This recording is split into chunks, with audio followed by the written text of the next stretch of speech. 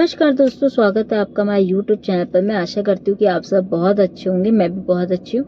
तो मेरा इतने दिन से ब्लॉग नहीं आ रहा था, सो मैंने सोचा आज मैं ब्लॉग बनाती हूँ, क्योंकि हम अगर रेगुलर ब्लॉग नहीं डालते तो हमारा चैनल बहुत लो हो जाता है। मतलब इतने दिन की मेहनत ख़राब हो जाती है।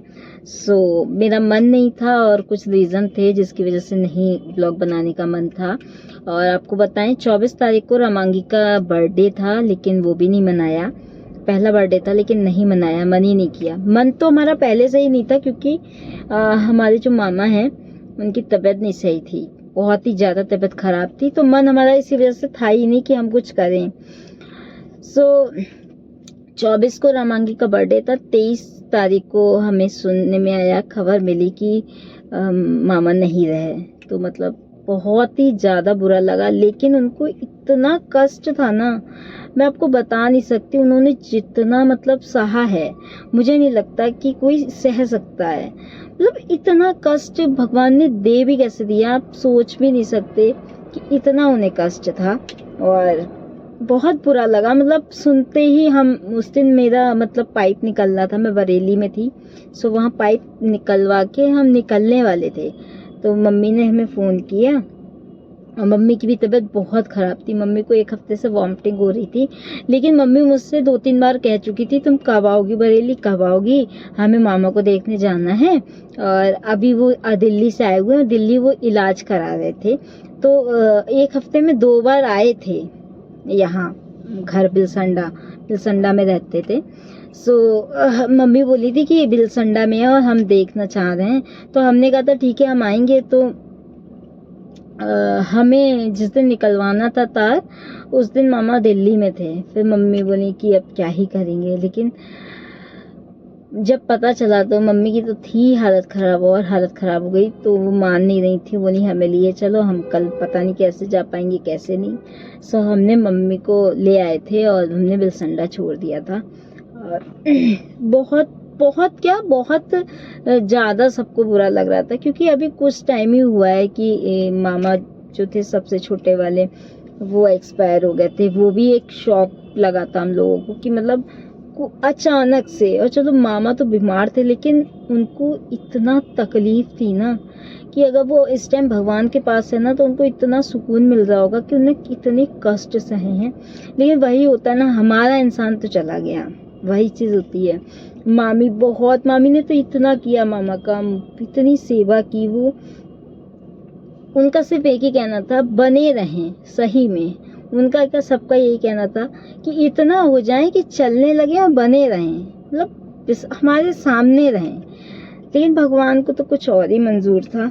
बहुत बुरा लगा, लेकिन भगवान के आगे किसी की भी नहीं चलती है, किसी की भी नहीं चलती है। तो हमने रमांगी का बर्थडे, वैसे भी हमारा मन नहीं था क्योंकि मामा की तबीयत बहुत ख़राब थी, हमें सुनने में मिला था।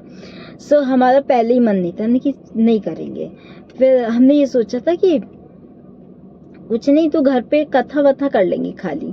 लेकिन फिर वो भी नहीं हुआ, क्योंकि 23 तारीख को मामा एक्सपायर हुए, 24 को हम लोग गए थे। फिर वहाँ से आके तो बिल्कुल भी मूड नहीं था कुछ भी करने का। मैंने कहा बर्थडे तो होता ही रहेगा, लेकिन हमारा इंसान चला गया। हमें इस चीज़ का अब बुरा तो लग रहा है और लगता रहेगा। हमें क्या, सबको बुरा लग रहा है। हम बड़े गर्व से कहते थे ना हमारे 7 मामा हैं, अब हमारे 2 मामा नहीं रहे, एक छोटे वाले और एक भगवान है। और मेरे को मतलब शब्द नहीं मिल रहे हैं क्या कहूँ, क्योंकि भगवान को हम बुरा भी नहीं कह सकते, क्योंकि यार वही तो सब कुछ करते हैं, वही तो दुनिया चला रहे हैं, सृष्टि वही चला रहे हैं। तो उन्हें हम कुछ कह भी नहीं सकते। लेकिन उन्होंने ऐसा क्यों किया, उनके छोटे छोटे बच्चे हैं, 3 लड़कियां हैं। बहुत बहुत ज़्यादा रो रही थी, कह रही थी पापा आपको हमारी कसम उठ जाओ, ऐसे ऐसे शब्द बोल रही थी, ऐसे ऐसे। मुझे आज भी वो आवाज़ें कानों में गूंजती है। मैं कभी भी किसी की डेथ में नहीं गई हूँ, मैं पहली बार गई थी। और ऐसी ऐसी आवाज़ें मैं आपको नहीं बता सकती। बच्चियाँ ऐसे ऐसे चीख रही थी कि सुन के ही बहुत बुरा लग रहा है। मतलब मैं वहाँ पर जितनी देर रही, वो आवाज़ें आज भी मुझे वैसी आवाज़ें सुनाई देती हैं। बस मुझे यही बताना था मैं किस वजह से ब्लॉग नहीं डाल रही थी, बट अब डालूंगी। और हमारा इंसान भगवान के पास चला गया, और बहुत ही खुश होंगे ऊपर, क्योंकि यार उनको नीचे बहुत कष्ट थे।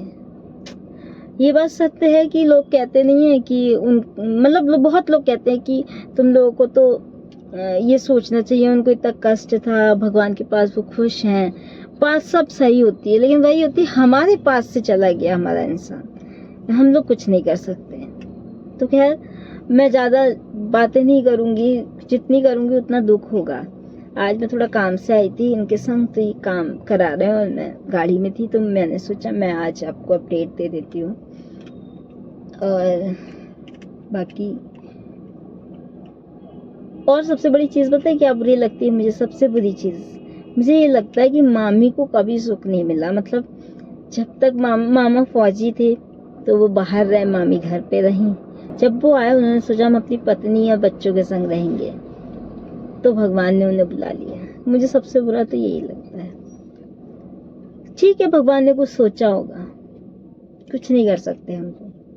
इस ब्लॉग का करते हैं एंड, मिलते हैं आपसे फ्रेश और नए ब्लॉग के साथ। तब तक के लिए नमस्कार।